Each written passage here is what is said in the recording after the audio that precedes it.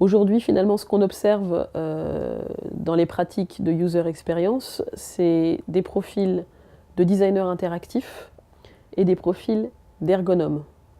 Donc vous voyez des profils qui sont plutôt orientés formalisation, conception, mais avec une vraie dimension esthétique et une vraie recherche de plaisir à l'usage, et également des profils qui sont plus ancrés sur l'utilisabilité, donc les règles, le respect des standards et des référentiels, mais qui peuvent également, selon leur sensibilité, j'ai envie de dire, adresser les champs ou les compétences du design interactif. Peut-être que demain, on pourrait avoir des profils un peu plus variés, notamment des profils qui viendraient du graphisme, parce que les graphistes, je pense aux interfaces écran, hein, les gens qui font des sites web, les gens qui font des applications graphiques, ont également des vraies notions, pour ceux qui ont justement un peu d'expérience, des vraies notions d'ergonomie, des vraies notions d'interaction, et pourraient aller également sur le terrain du user experience.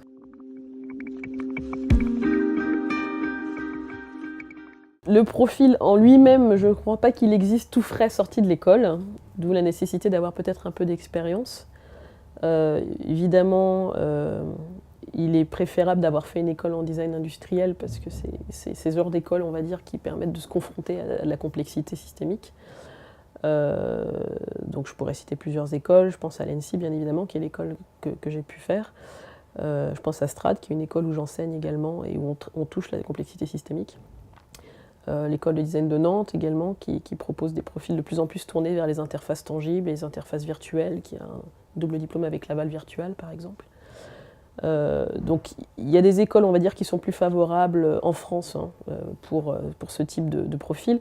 On peut en trouver bien sûr un peu plus loin, à Ivrea en Italie, à la Design Academy d'Eindhoven, dans certains NID en Inde, etc. Donc c'est pas non plus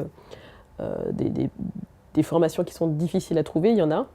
Ensuite, si vous voulez, il faut quand même avoir un petit peu d'expérience, parce que comme je vous le disais, la user experience, ce n'est pas un métier, c'est une pratique qui nécessite d'avoir régulièrement des échanges avec d'autres compétences, l'ergonomie, l'architecture de l'information, le rédactionnel, le marketing, la sociologie, l'ingénierie et le développement. Donc bon, a priori comme ça, je dirais, ce sont des profils plutôt expérimentés, qu'on peut qualifier du profil de user experience designer.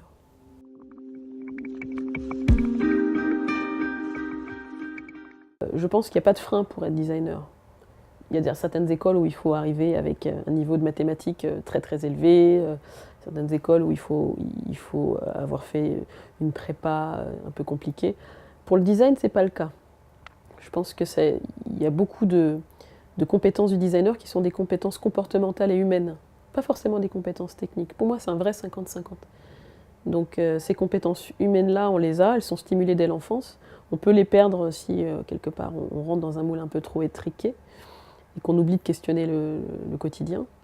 Et ensuite, les compétences techniques s'acquièrent sans trop de difficultés. Il faut juste quelques années d'études. Mais tous designers, ce ne serait pas complètement impossible.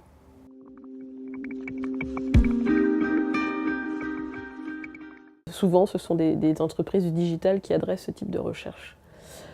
Ceci dit, dans le monde du produit et de l'objet connecté, on a également une demande de ce type de profil parce que il commence à y avoir de moins en moins de produits non connectés. Et de ce fait, on a besoin d'avoir des profils qui sont capables à la fois d'adresser les problématiques d'un produit, mais également celles d'un produit non fini, à savoir un produit qui va continuer à vivre, à évoluer, qu'il va falloir améliorer et qui va interagir avec d'autres éléments d'un système, on va dire.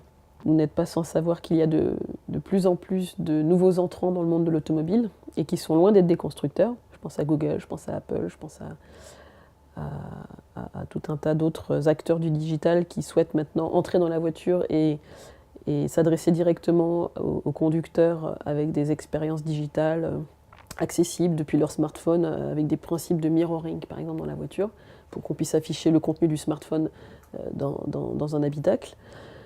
Donc j'ai pas forcément de scoop, mais je peux vous dire que ça crée une vraie révolution dans le monde de l'automobile et que les constructeurs commencent à répliquer. L'utilisateur a son monde digital sur lui, il a déjà ses produits dans la poche.